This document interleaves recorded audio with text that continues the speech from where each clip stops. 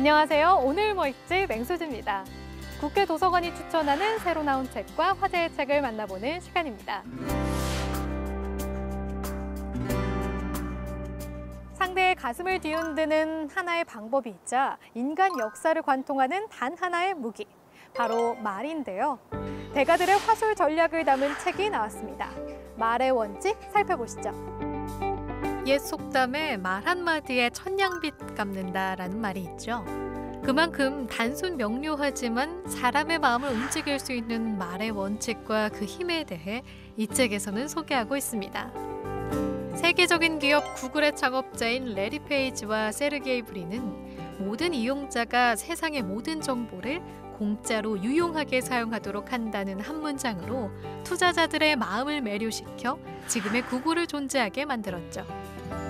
억만장자 기업인인 리처드 브랜슨은 우리는 모두 꿈을 꾸고 다른 사람들도 꿈을 꾸도록 북돋아야 한다며 꿈을 꾸는 사람들에게 야망과 희망을 가져다 줬습니다. 그 외에도 돈, 권력이 넘쳐나는 물질 만능 시대에 가장 중요한 건 사람, 그리고 그것을 이끄는 힘은 결국 말에 있다는 것을 시사하고 있는데요. 책 한 권에 담겨진 특별한 말의 원칙을 하나씩 찾아내 일상에서는 풍성한 대화를, 일에서는 더 나은 성과를 만들어가는 건 어떨까요? 이번에는 말 한마디로 압축된 세계사를 살펴볼까요? 소크라테스, 피타고라스, 아리스토텔레스 등 시대를 앞서간 엘리트들의 결정적 한마디를 다룬 책, 결정적 한마디가 삶의 철학이 된다입니다. 다들 한 번쯤 들어봤을 말이죠. 빵이 없으면 케이크를 먹으면 된다. 이 말은 무능한 정부를 비난하는 혁명 세력이 민중을 동요시키기 위한 프레임으로 만든 이야기라고 하는데요. 역사의 현장에서 생긴 한마디가 100가지 역사를 웅변해주기도 하고 역사 앞에 홀로 선 선각자의 사투를 증명해주기도 하는데요. 주사위는 던져졌다, 유레카, 인간은 생각하는 갈대다 등 누구나 아는 명언이지만 그 말 속에 담긴 의미나 당시의 상황까지 만나볼 수 있는 책입니다. 고대부터 중세, 근대, 현대를 거치며 완성된 세계사의 진짜 스토리텔링을 접해보시기 바랍니다. 한국 독자들에게도 널리 읽힌 세계적인 베스트셀러 뱀의 뇌에 말을 걸지 마라, 토킹 투 크레이지 등 설득의 비법을 알려준 작가 마크 고울스톤이 새로운 책을 냈습니다. 나는 왜 내가 제일 힘들까 소개합니다.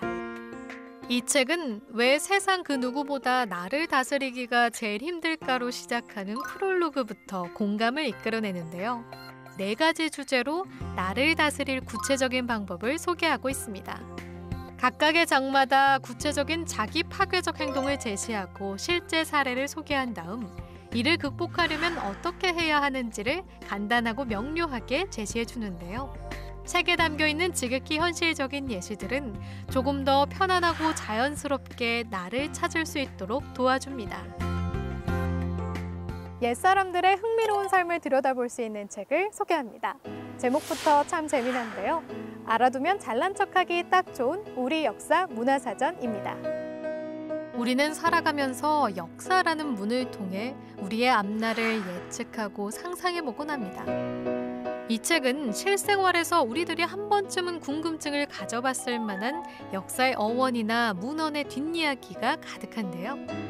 일제시대 때 만들어진 좌측 통행의 이야기부터 50톤이나 되는 고인돌의 덮개들을 옮긴 비화, 그리고 일정한 수익을 얻기 위해 일을 했던 노비들의 이야기까지 역사의 페이지들을 재미있는 퀴즈 형식으로 풀어내고 있습니다.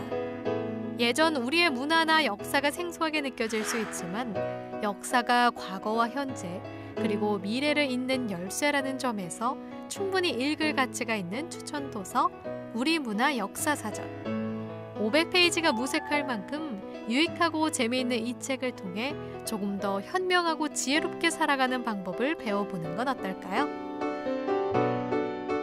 1592년 임진왜란 당시 일본 규슈로 징집된 조선 도공들의 삶을 담은 책이 나왔습니다. 시간이 흘러 역사 속에 묻혀버린 가슴 아픈 대한민국 도공들의 이야기, 일본 규슈의 조선 도공입니다. 우리나라와 가장 가까운 일본 영토 규슈. 부산에서 보면 눈에 잡힐 만큼 가까워서 익숙한 심리적 거리를 가져다 줍니다. 이 책은 1592년 임진왜란 때 일본 규슈로 징집된 조선 도공들의 삶을 그려내고 있는데요. 그들이 타국에서 어떠한 삶을 살았는지, 그리고 그런 그들을 우리가 어떻게 바라봐야 하는지에 대해 울림 있는 메시지를 던지고 있습니다. 전쟁이 이어졌던 7년이란 시간보다 더 오랜 세월을 고통 속에 보내야 했던 조선 도공들은 당시 나라를 잃은 민족인 동시에 조선의 문화를 일본에 전파한 주역이기도 했는데요. 안타깝게도 역사 속에서 잊히며 우리나라와 일본, 양국의 낯선 이방인으로 남겨지고 말았습니다. 대한민국의 도공이 아닌 일본 규슈의 조선 도공이란 책 제목마저 씁쓸하게 느껴지는 이 한 권의 책으로 역사의 뒤안길로 사라진 조선 도공들의 애환을 느껴보는 시간이 되시기 바랍니다. 오늘 소개한 책 흥미롭게 보셨나요? 국회방송 홈페이지에서 다시 보실 수 있습니다. 그럼 저는 다음 주에 새로운 책으로 다시 찾아올게요.